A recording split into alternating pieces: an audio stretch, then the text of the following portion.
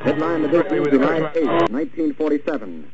The Army Air Forces has announced that a flying disc has been found and is now in the possession of the Army. Army officers say the missile found...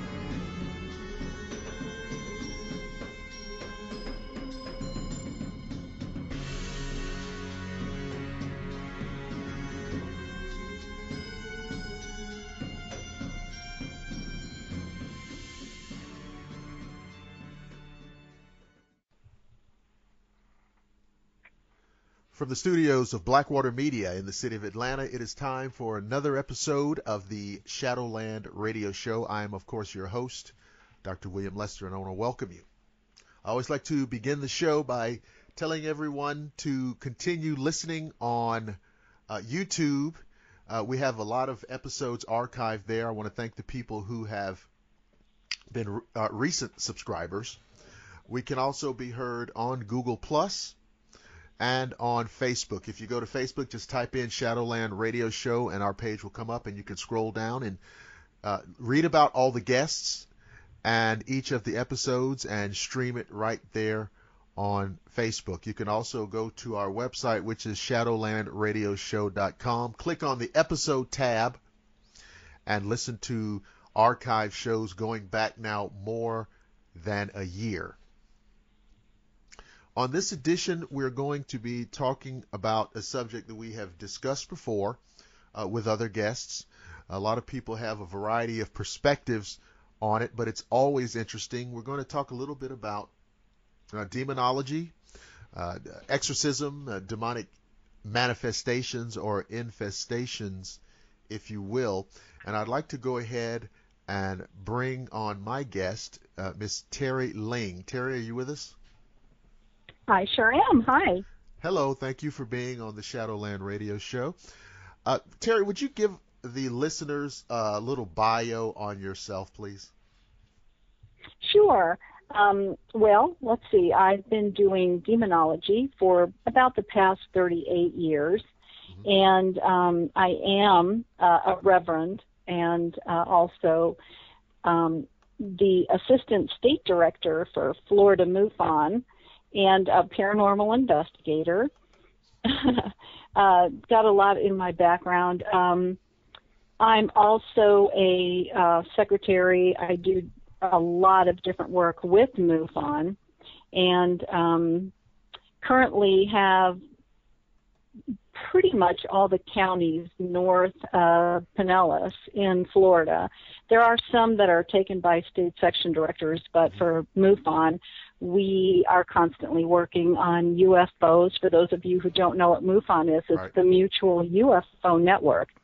And we're worldwide, and there's many, many, many different programs on TV that have a connection with us. We do a lot of different work for ufology.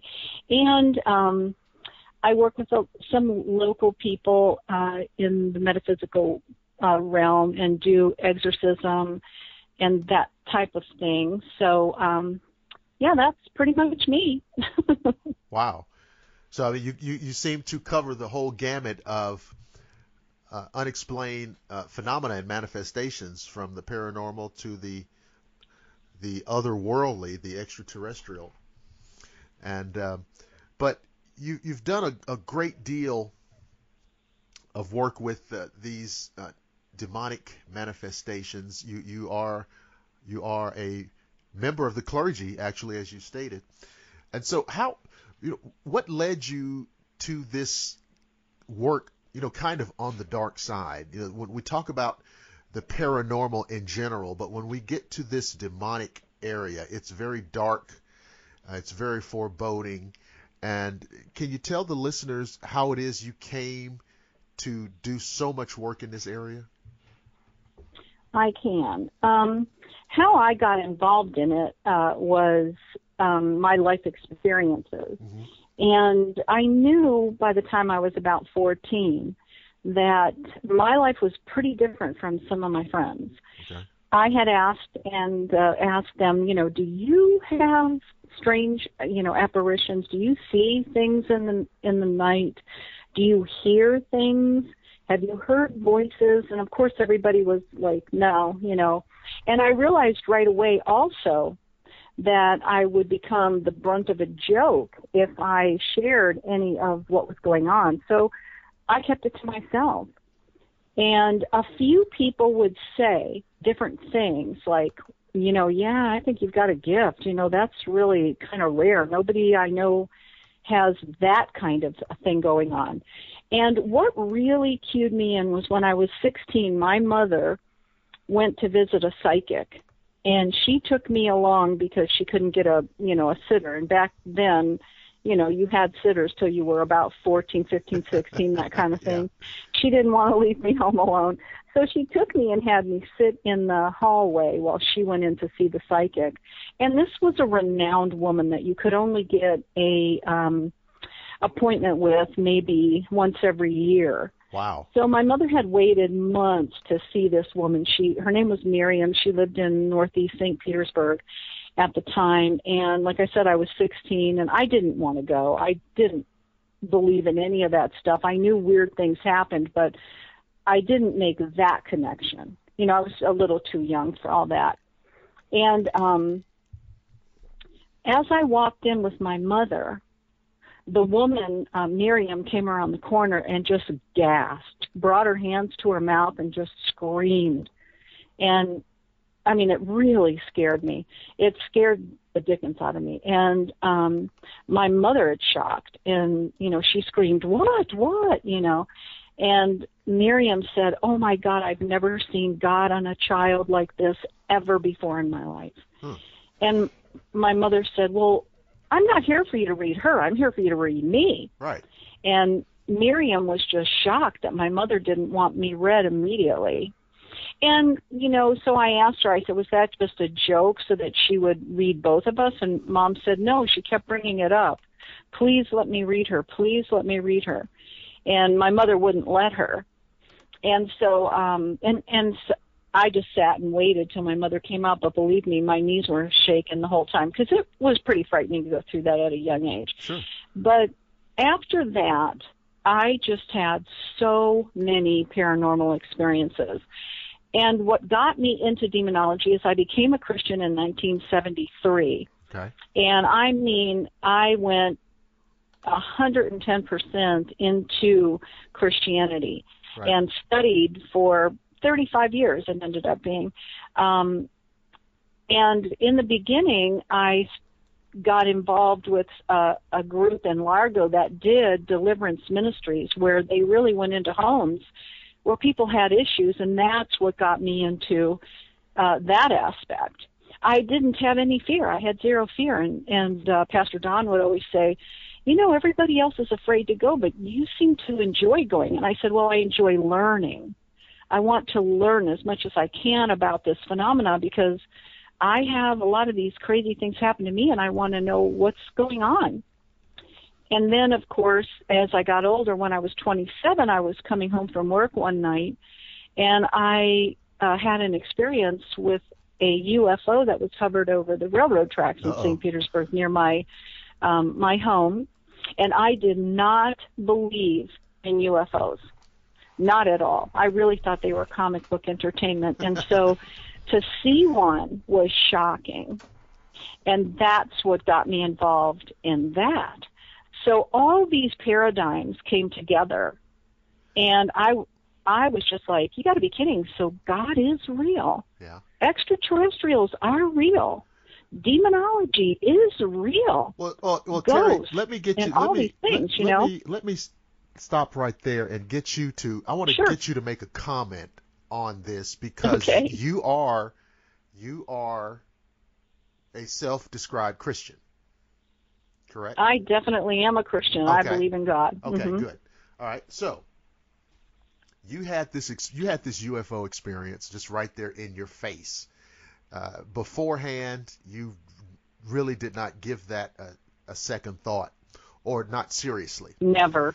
Never. No, I thought it was a joke. So, what would you say? Put out there to your fellow Christians who may struggle with this issue, because of course we live in an age. Okay, we live in an age now where we are discovering so much about space and all of these other planets. I was thinking when I was in elementary school, the scientists were not even sure if there were other planets outside of the solar system. Right. Now we've cataloged over 1,000 planets that they call extrasolar planets outside. So it seems as though every new thing that we find indicates that the conditions that are needed for life to exist seem to be out there, and they seem to be common. So what would you say to your fellow Christians out there who may grapple with this issue because you've had a firsthand, up close and personal experience? Well, define Christian. Well, I know what you're saying, but Christian has many shades. Let's assume that these people, that's what these people call themselves, and we won't shake them down on that issue just yet. Okay. Okay. Okay. Well, here is my honest answer to that. Okay. I would say to Christians that call themselves Christians, right, the Lord himself said, "My kingdom is not of this world." I'm not calling Jesus an alien. He's far above that in every manner. And I'm not belittling God on any level. However, Christians need to look at the whole Bible, not just a few verses or things that bring them comfort. They need to look at that bloody gospel that's in the Old Testament. They need to look at what really happened, in the beginning. And they need to understand, and it's impossible to know God completely for any of us, but they do need to understand that he is other than we are and greater than we are. And it says in the scriptures, no eye has seen and no ear has heard and no mind has ever conceived the glorious things that he has prepared for everyone who has believed. And the truth is that he came to bring us a gospel of love and peace. And he said to his disciples who asked them to tell them more, I can't share any more with you. You're not even getting this. There is so much more for me to tell you, but you're not even comprehending this. Right. And Christians, and let's take away the word Christian, but humans, okay, we people are made up of such that the heart is wicked above all things. Wicked. It wants ego. It wants glory. It wants recognition. It wants money. It wants everything. It wants. From the minute a baby is born, it's screaming for everything it wants. And by God, you better give it to it if you want to sleep at night. So, that is who we are. We are demanding constant attention and whatever it is we desire, we want. And of course, it's normal as a child, but then it goes into adulthood, and then we get these attitudes, and we want. But we forget, even as Christians, that there's a much bigger picture out there. Okay. I can honestly tell you, I know a lot of Christians and a lot of people who who won't cross the street for somebody that's living on the street to help them. But they'll fly to, Peru or China or somewhere else to be a missionary. That's a but good point. They won't even answer the phone if it's somebody unemployed or on the streets. And it's because we've got this thing in us, I think, and I'm not judging them. They're pretty much normal. That's human. If there's not something in it for them, it just seems like they don't want to do it. I belonged to a church for years that had care groups. And I used to laugh and say, we should rename these care groups the I Don't Really Care group. Because they only cared if it was for them or something that had to do with them. But if it was really for the hungry or the poor or those that didn't smell real good or have a bath that day or, right. Or God forbid they smoked a cigar or a cigarette, oh my God, the demons were running amok. It's just kind of like that. I'm like, people really, please. God is so much bigger. And aliens, he created. Angels, he created. Humans, he created. Mammals, animals, insects, the fish. He's created all these things. And why can't they open their minds to see this great God of love? Right. And look at us today. I mean, we're all panicky that somebody's going to push the nuclear button, and the aliens have even said to people, many messages come to us from the extraterrestrial life forms. You guys need to stop all this. They hover over the nuclear weapons plants. They try to discourage these things. I mean, it's like as clear as the nose on your face, William. But people just don't see it. They can't fathom it. And it's very interesting the way you say that, because I maybe mentioned this to you when we first spoke. I think part of this is ego. It is all ego and greed. The idea, you see, the idea that we're not alone suggests a lot of things. That's frightening to people. And it has a lot of implications because it means, to a degree, that someone may once have believed that they were somehow special. And of course, we are. I mean, we're special as humanity, and we're special individually, of course. We're the top of the food chain. But we don't like to be challenged. But we're not special in terms of, we're not the only living, breathing life forms in this universe. And further than that, some very simple math dictates that if somebody else is coming here, they figured out a way to get here, they know a lot more about things than we do. Just by definition. If they can get here from there, they know more about things than we do. Just like they understand certain things. William. I don't think they understand everything. I'm not inferring inherent superiority. Exactly. Okay? I'm not inferring that. But I'm suggesting that we know more than our predecessors who lived 1,000 years ago. Yes. And I'm speaking in that context. Okay. We know more just because as the we understand that about things in nature and things in different areas where our ancestors didn't. We're not better human beings. We're not superior beings per se. We just know more. We know more. Well, we are a preferred being of God. We are actually chosen of God.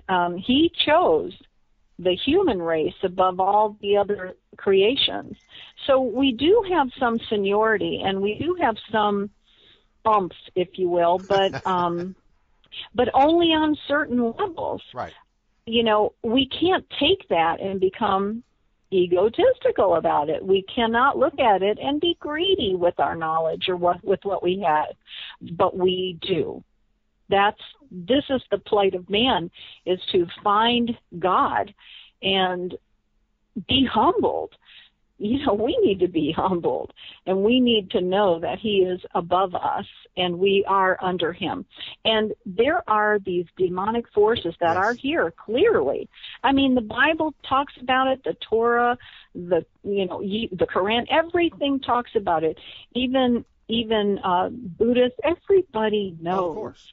It's common knowledge that we have demonic forces here on the planet. Just as there is a God, there is a Satan, and it's true. And he doesn't have all power, but he is the prince and the power of the air, and he does have authority. And nobody can take that from him because it's been allowed him. He has an allotted amount of time with his authority and his gang, his 1/3 of the angels that fell with him.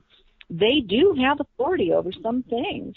And it doesn't matter what I like or I don't like about that. I don't like it, okay.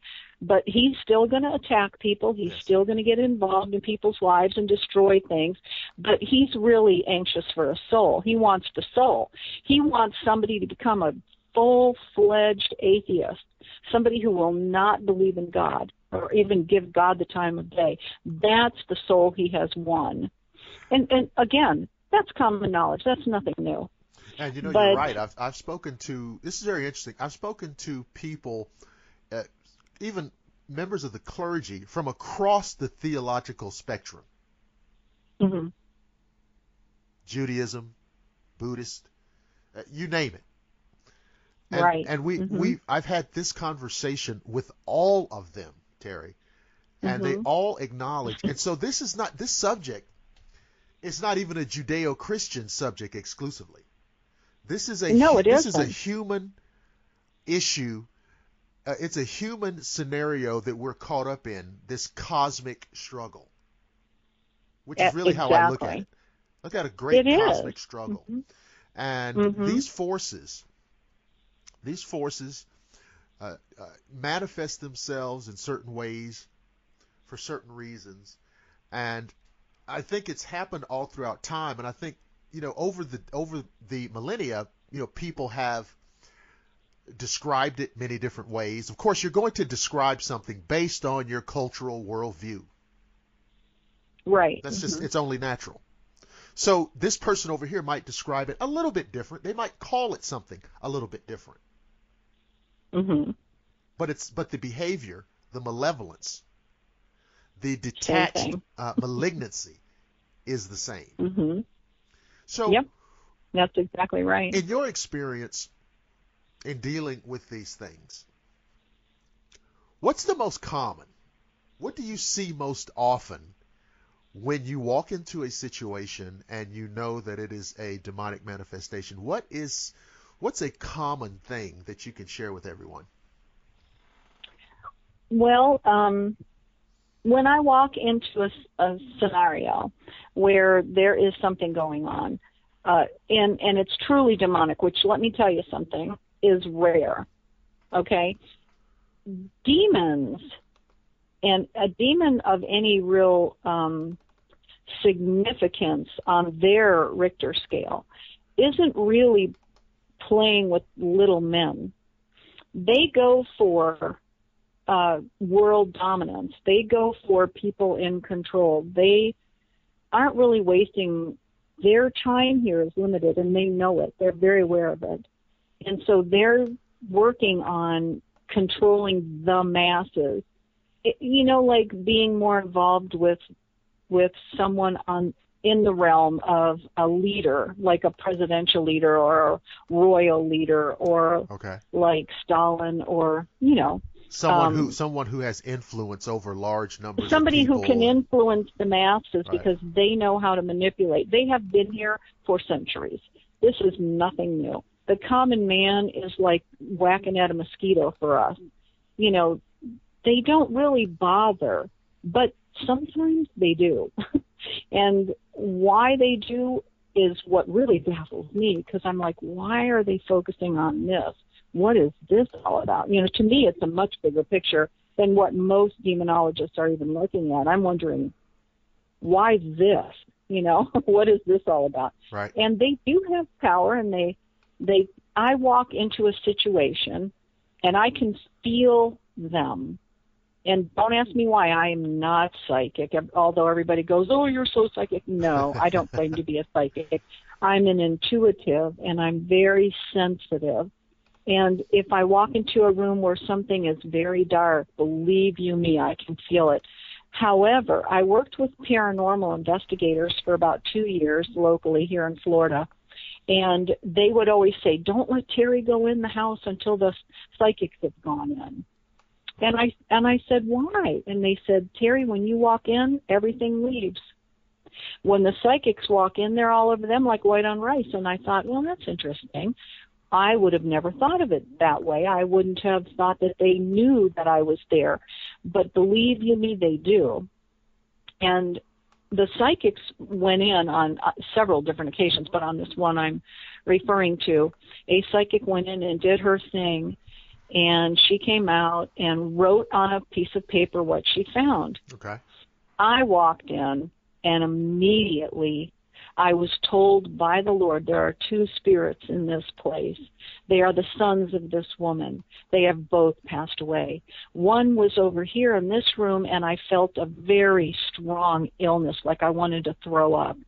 And the other one was very tragic, and I was just like, oh my gosh, that's so sad, but it seems so very tragic. And then I wrote down on my piece of paper, and I walked out. And we both compared our notes. She thought, lots of people were dead in the house, and there were all kinds of spirits everywhere. And when we went to the woman whose home it was, I looked at a picture, and I said, is that your son? And she goes, yes. And I said, did he die tragically? And she said, yes. He was killed in Tampa in a motorcycle accident. Oh. And I said, and this room over here is bothering me. It seems very sick, like I just want to throw up.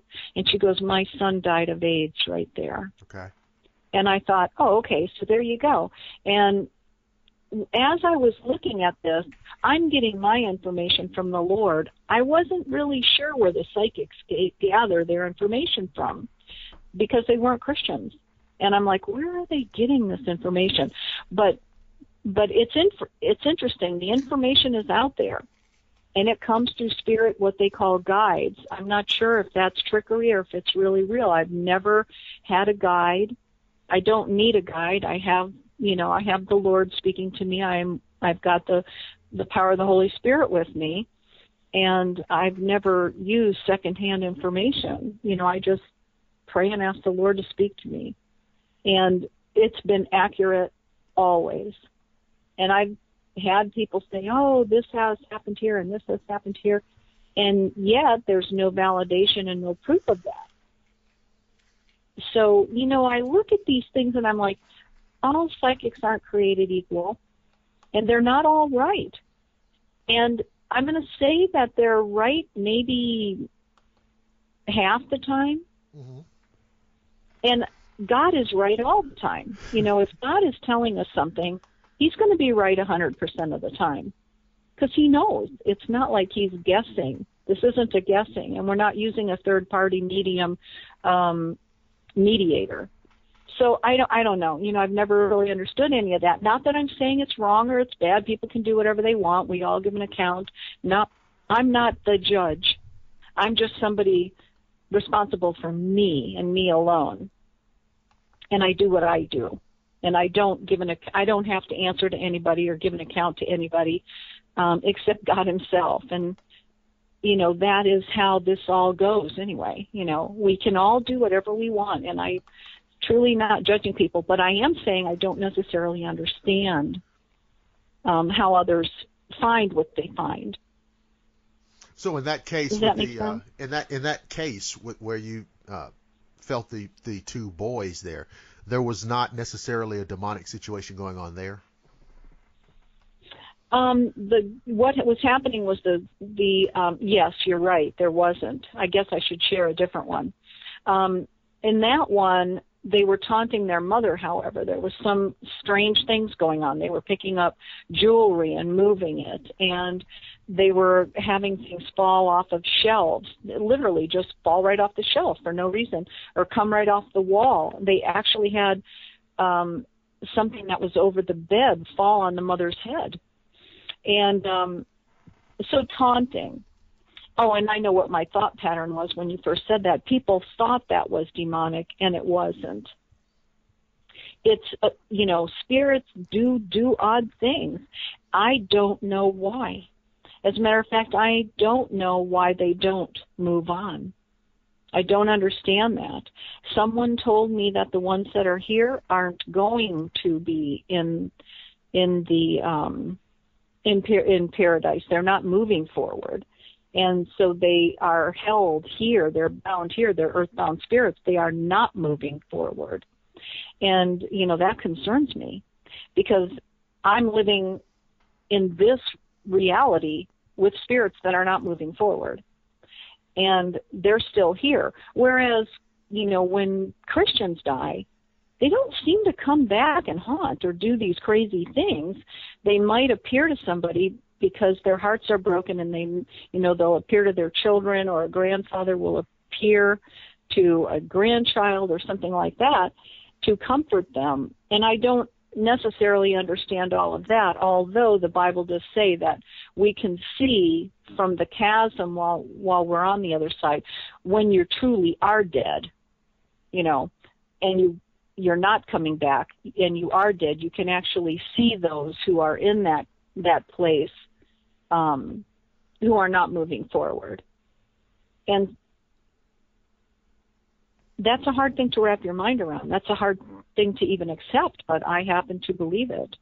And I know that's contrary to probably most of the planet's belief, but that's because that's not a comfortable thing to believe. It's like, oh, you mean I have to do something? I have to be responsible while I'm here? It's like, oh, I have to give an account? I believe you do. So that's, like I said, and I'm not pushing my belief on anybody. I believe revelation is personal. It's one-on-one. Sure. It's not for the masses. The revelation that I am given may not be the revelation you're going to be given, and this is the reason why. And I think it's probably our good. God. Oh, I'm sorry. Go ahead. Pardon? I'm sorry. Go ahead. No, I was just going to say our God knows I don't live my life like William Lester does, and I don't live my life like. Good thing for you. Yeah, or Andrea, a friend of mine, or maybe Kathy, a friend of mine, or Denise. I'm different and unique. We all are. We all have a different thumbprint. We all have different fingerprints. And our spiritual fingerprints are very different as well. And God sees us through our spiritual fingerprints, not our human, although he sees those as well. And he understands. I want to share this. Men see what men do, but God knows why they do it. He understands you from the minute you were born, and how you were treated, and how you were fed, and how you were loved, and how you were encouraged or discouraged, or not loved, or not fed, or not cared for. He understands everything about you, and it's different from everybody else. So God is big enough to understand all of these things, and he knows who we are intricately. It says he knows every hair on our head. It also says that he knows the numbers of sand that is on the beaches. And he knows every star, and they all have names. And he named them. And I'm like, okay, that's a pretty big God. That guy's really awesome. This is why we are in this conundrum we are in right now, is because most of the planet doesn't actually believe that. And so you've had these experiences in these different situations where the people have been either possessed or somehow they're under this terrible influence. Can you talk about some of those cases that people might find interesting or enlightening? Okay. Wait, let me understand your question. You've been involved. Say that again. You've been involved with some situations where people were either possessed Yes. Or they were under demonic influence or infestation or something of that nature. Yes. And I just thought you might share some of those experiences or encounters with the listeners, because everybody's going to want to know, what kind of encounters has she had, or things like that. Okay. All right. Let me go with two. One was back in the 70s, and I went with a deliverance team to a home of a young girl who was very much rebellious, real kind of a wild child, running around doing drugs. At the time, being young, she was a cigarette smoker. She was somebody who had, sex with guys, and back in the 70s, that was not as open as it is today. So she was promiscuous, to say the least. Today it's normal. And I remember that she had overdosed, and I was told by the people that we were going, Pastor Don and his wife Marie, we were going over to the house because she had overdosed to the point of being dead, and then she came back to life. And when she came back to life, she had a lot of brain problems and thought problems and all this, and her personality went from being, just a wild, rebellious child to almost belligerent, to the point of you couldn't even, feed or clothe or put this person in a shower. And so we were going over to see about the deliverance, because the doctors could do nothing, the priests could do nothing. They'd had psychics over, they'd had healers over, they'd taken her to see all these different people, and now they had just given up. And so we were going over. And when we walked into the house was so dark, all the drapes were drawn. And it was so dark I could hardly see the girl. And she had long brown hair, so it was relatively creepy.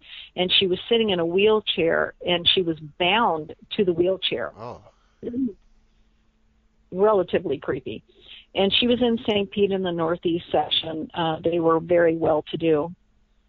And this girl was frightening to look at.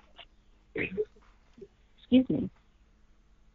And her countenance was one of, just ugly. I was looking at her, and I just kept thinking to myself, oh, my God, she's frightening to look at. Mm-hmm. It's like there's a scowl on her face. And yet she was just 23 years old, and there was no reason for her to look this way. And so I asked if the drapes could be drawn so I could see what I was doing. It was, just dull in the room. And they said, oh, no, you can't draw the drapes. And I said, well, I'm going to pray, and then let's draw the drapes. And so we did. And we opened the drapes, and the sun came into the room, and it was wonderful. Excuse me, my voice is just giving me a little trouble here. Okay. And we talked to her and prayed with her, and I got right down and looked in her face and said, it's going to be okay. It's going to be okay. And she looked at me, and it was almost like this person who had been in this really dark place was seeing some form of light. And she didn't smile, but I remember looking into her face and thinking, wow, her eyes are they're going into just another place. And once we opened the drapes, we sat there and talked. And as we talked, everything was fine until I mentioned Jesus. Okay. And when I mentioned the name of Jesus, this girl almost stood up out of her chair, and she was bound to this chair by her hands and her feet. Her whole body wreathed, and she was lit. And, this isn't somebody who had seen any movies or anything, Okay. And she just was contorting and almost foaming at the mouth, and I'm not kidding. It was actually very real, and making horrific noises, and it really frightened me. And I thought, okay, Lord, you're bigger than this, and I'm well aware of that, so help me out here. I'm just standing here. I'm the clay vessel. Help me. And I commanded her in the name of Jesus to stop, and she did. It was like somebody flicked on a switch and then flicked it right back off again. But then she stood and looked at me and recognized that it wasn't me, but it was me seeking God and me just being the mediator of this moment. And it was really a beautiful thing. We talked, but I had to be very careful. If I mentioned Jesus, she would get very upset. And by the time we stopped with all of the prayer and coming to see her, we went to see her about 5 times. She was a different person. You could mention the name of Jesus. It was fine. She was okay with it. But in the beginning, it was just as if you were hitting her with a hot poker. And we just rebuked Satan. We rebuked the enemy and bound whatever was causing this. Because, William, we couldn't see anything. Right. Except what was right before our eyes. The spiritual realm is not necessarily seen. It can be, and I'm going to share the next one with you. But in her, it was not. But I noticed a difference on her face, and when she would see me, she would light up when I would come, and she would smile. And this very frightening face of this girl that was so dark lightened. It truly, I saw it with my own 2 eyes, or I wouldn't have believed it. But, Hollywood takes demonology and blows it so far out of bounds, you wouldn't know, you really wouldn't know. They make it like Satan wins and God doesn't. Right. It doesn't work that way. God wins and Satan doesn't. That's how it works. He has the total authority. And then the next one I'm going to tell you about is really powerful. Okay. I was in my home in the 80s, and I was reading a book. I was sitting on my bed at the time, and I was just waiting for the kids to get home from school and reading a book. And out of the corner of my peripheral vision in my left eye, I saw someone standing in the doorway, and I looked over and I saw a man standing there. Literally, I thought someone had walked in the house, and I went, oh, and I knew the man. And, I'm telling you, this person had on blue jeans and a T-shirt, and it was someone I knew, and shoes. And I said, John, how did you get in the house? I knew this person. And then I looked at the person a little more and was focused on his face, and I went, and believe me, every bit of that face was the face I knew. Right. And I said, John, how did you get into my bedroom? Because I was married now and I had 2 children, and this was someone I knew and was engaged to years earlier. Okay. And when I said that, this John started contorting. The face was contorting, and a very vicious and frightening beyond belief face took over the face of John. And it stared at me, and it was coming at me, and I froze in fear. I couldn't move a finger, a muscle, an eye, nothing. I froze in fear. And I just sat there, and I kept saying to myself, oh my God, oh my God, oh my God. And I was so afraid. And I kept trying to remember the name of the Lord. And I went, I can't remember the name of the Lord. I was that afraid. And I said, I know there's a Lord, but I can't remember his name. And I heard a voice say to me, see the name.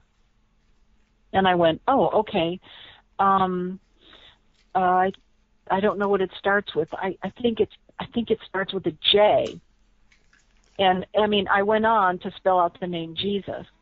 And the minute I saw the word Jesus, I screamed it, Jesus! And this thing went tornadic. Tornadic. And I know that's hard to grasp, but I'm telling the truth. I've actually heard that before. I've actually heard that reference before, so it's not that far-fetched at all. So this is what demons can do, okay? And I did not know that at the time. And it went tornadic and spun around and went down the hall into my children's bedroom and slammed the bedroom door closed.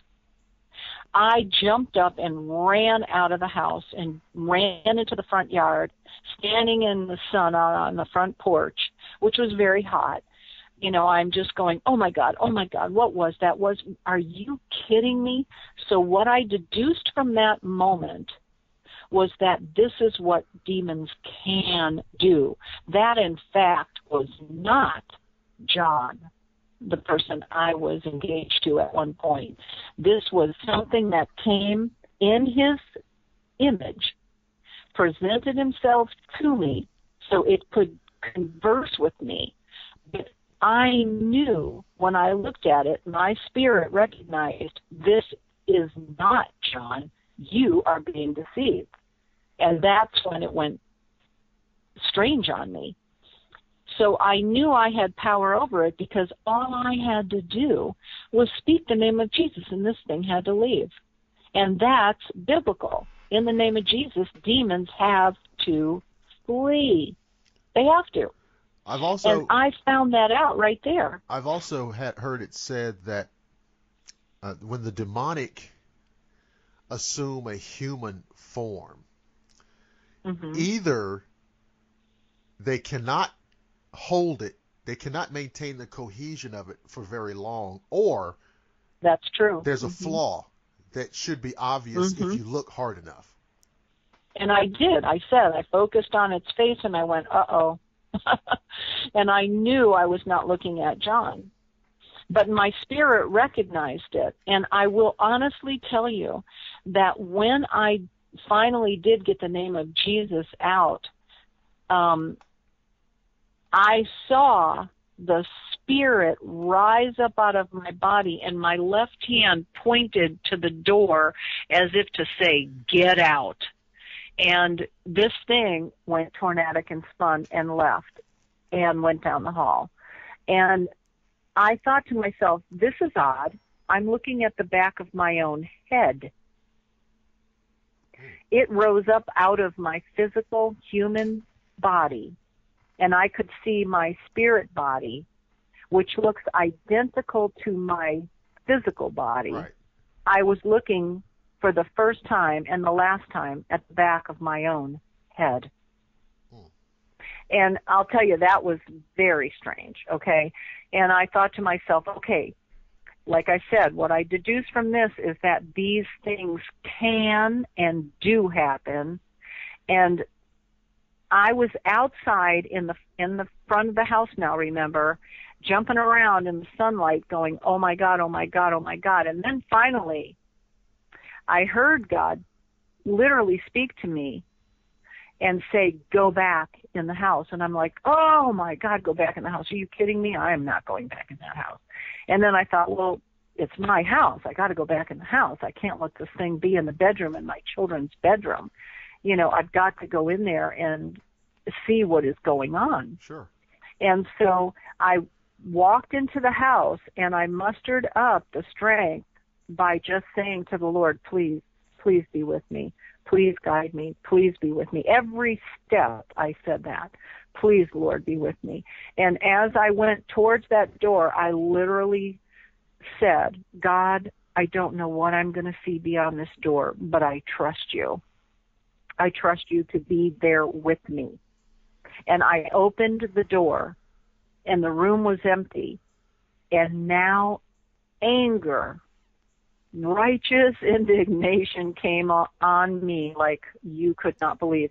And I stood in that room and commanded that thing out by the power and the blood of Jesus Christ and threw that thing out of the house. It was still there. I just could not see it. And I could feel it. And I just took authority over it and cast it out. So, you know, and I say that, and I was reminded instantly that, you know, witches in the old days were burned by saying things like this. Sure.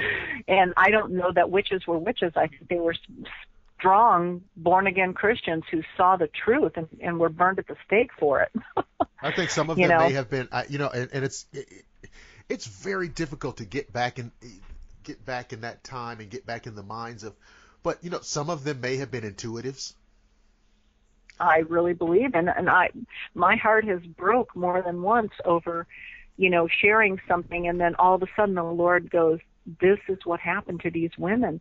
They called them witches because they had, sensitivities, and they saw things in the spiritual realm, and they weren't witches at all. They were just spiritual women. Yeah, I mean, burned at the stake for their beliefs.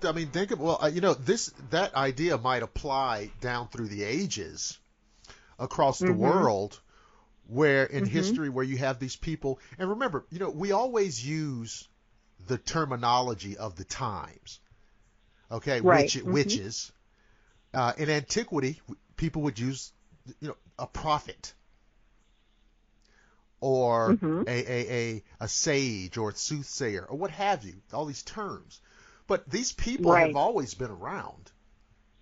Yep. People who had this insight, this intuitive nature, and so. But at that point in history, there's nothing new under the sun. Exactly, right? Exactly. So, Teri, you said that you are a reverend. Do you want to represent or call out the name of your church or organization? Well, I was ordained under the Metaphysical Church. Okay.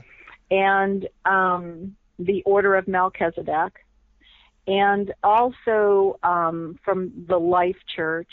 There's two different ordinations. And I studied under Pastor Don in the Christian church and was given different titles by him. But, I never was concerned about titles. And I never followed through with any of, in the Christian realm, I never followed through with getting any actual certifications. Okay. I just would think, look, if God uses me, great. I don't need anything to prove who I am. That was just my mindset then. I wasn't thinking forward that, maybe at some point in my life it might be good to have that. And so before he passed away, I was going back to try to find him, and I couldn't locate him. He had moved from Largo, in a place where he was holding church, Liberty Temple, and he had passed away and his wife had passed away, and I'm like, oh darn, now that maybe it would be nice if I could go back and talk to these people. It'd be great to get some type of certification, but it was too late. And everything happens for a reason. So I'm like, well, the Lord knows I don't really need it. We are who we are. We're all quickly becoming who we will be for eternity. So, what's the difference? What a paper title says about who you are, Not at all. Absolutely. So is there anything, are you working on something, or are you involved with something that you want to put out to the public, or to make them aware, or to promote? Well, if people struggle with some of the things I've said, they can read my paranormal life. I share it at, www.terilyng.com, and it's TERILYNGE.com. And I share lots of things. I've got 100 different experiences, and I haven't even begun to really get them all out there. It's going to take a while. There's thousands, literally. And as I remember things, I share things. I'm still involved with MUFON, as I see that you are. I would encourage people to open their minds to the extraterrestrials. They are here. They're with us. They always have been. They always will be. They do come from other places in the universe, in the cosmos. Yes. And there's so much talk about how they're here to hurt us, or maybe even herd us. But I have never had a negative experience with a extraterrestrial. Yeah, I think they'd have done that. I think they'd have done that by now. Oh yes, absolutely. They totally would have. And I venture to say I wonder if people's imaginations don't run wild, those that say the stories that have had all these different things. I've heard so many people say that they've had sex with them and different things, and I will share right here and right now, they don't have the wherewithal to have sex with you. So, when people say these things, they're not like us. However, angels are a different story because of the Nephilim, and if you look back in the Old Testament, you'll clearly see that the fallen angels were having sex with the daughters of Eve, and they were giving birth to giants, which Goliath and his brothers were, Well, the interesting thing about that is that if you look across the world and the ancient cultures, almost, I don't care where you go in the world, they will have stories about giants. Absolutely. They're real. Right, and it doesn't matter. It's not like this idea of a giant is specific to one culture and one place. I mean, everyone in the world has stories about giants, and that infers, particularly if you realize that, of course, in antiquity, there was no system of mass communication, so someone in South America couldn't be talking to someone in Africa. That's right. So if you see this across the planet culturally, it may very well represent a shared, real experience. Right. And so I think that's an excellent point with reference to the giants. And I really do also agree with you that really, even if you want to talk about aliens, or if you want to talk about the Nephilim, if you want to talk about giants, I'm telling you, look in ancient history. There's a lot of things. There's a lot of things that they're saying that we historically have passed off as mythology. Right. Because we look at it and we say, well, clearly that's not happening now, so it's just something that they all made up.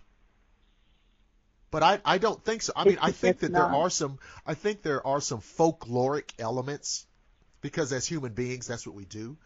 But right. There are some things there that require additional examination so we can find out a little bit about what's going on. I think you're absolutely right about that.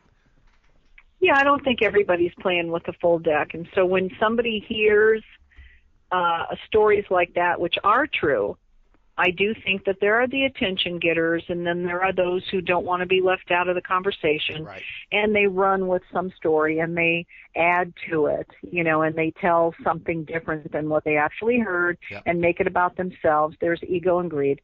And, all of a sudden we have a myth. Right. But most of these things are actually true. There's hieroglyphs on the, the Egyptian walls, and there's all these things that prove it. Easter Island, I could go on, but the Inca lines and all these different things, but Aztec lines. But, it's all real. We are multidimensional here. And, just because we have 4 dimensions going, there's actually 12 dimensions, or somebody said 15. And we're not privy to all of those dimensions. Not every person has, and I hope people don't get upset with this, but, we aren't all really created quite equal. Some of us have higher IQs than others, and they actually can see and understand more than others. Some people's IQs are in the 200s and others are in the 100s, and some aren't even that. They're in the 80s or whatever, It's not unusual at all. I mean, look, some people are born, they can pick up a musical instrument or 10 different instruments and master Exactly. And that's a gift. Exactly. Some people, you ever known the person who's just a natural born athlete? Or a singer. Singer, and they're just going to be good at that. Yep, that's just what they do. Right. So absolutely. So listen, ladies and gentlemen, we've had a fantastic conversation with Teri Lynge about a lot of different things. I like how sometimes it'll drift off into, we got into a little bit of ancient history, which is where I feel sometimes you have to go with some of this stuff. Certainly the demonic influences and some of the more spiritual, enlightening aspects of it. But it's been a fantastic conversation. Before we leave you for this evening, I want to mention to the listeners a few of our sponsors who we are grateful to have because they make it possible for us to produce this program. First of all, I want to thank the people at Stellium Publishing. It is kind of the new age, the next phase of publishing. I think everybody's got a book in them. A lot of people are writing now, writing their life stories, writing about their experiences, writing about whatever, maybe their creative writing. But I think almost everybody has a book in them. And if that's the case, if you're interested in perhaps seeing your work in print, seeing your book on Amazon, how cool would that be? Check out the folks at Stellium Publishing at stelliumbooks.com. Also, we're very grateful to the folks at Text Marketing Mojo. And for those of you who are entrepreneurs trying to develop marketing strategies for your business growth, you have to check these folks out because they have integrated the new digital cell phone market. I don't even know what that is, but I mean, I know I've seen Papa John's, the Papa John pizza people. They use this company for their marketing through mobile devices. That's textmarketingmojo.com. Also, please check out Awake Newport, Shamanic Healing in the Peruvian tradition with Jill Cardy. It features, the services include, and I'm just going to mention a few because there's so many things that they offer. Shamanic Reiki, spiritual counseling, house clearing, soul retrieval, and card readings. Phone consultations available. So please check them out at awakenewport.com. I want to thank our guest, Ms. Teri Lynge. I've really enjoyed it. I'm going to try to get off the air and try to get her to come back on at a later date because I really love the conversation. Also remind everybody, listen to the show on YouTube, Blackwater Media, our YouTube channel, Shadowland Radio Show, also on Google+, Facebook, and ShadowlandRadioShow.com. Until we're together again, don't panic, don't fear, don't worry, don't flip out, and don't have a hissy fit. I promise I will see all of you again on the flip side.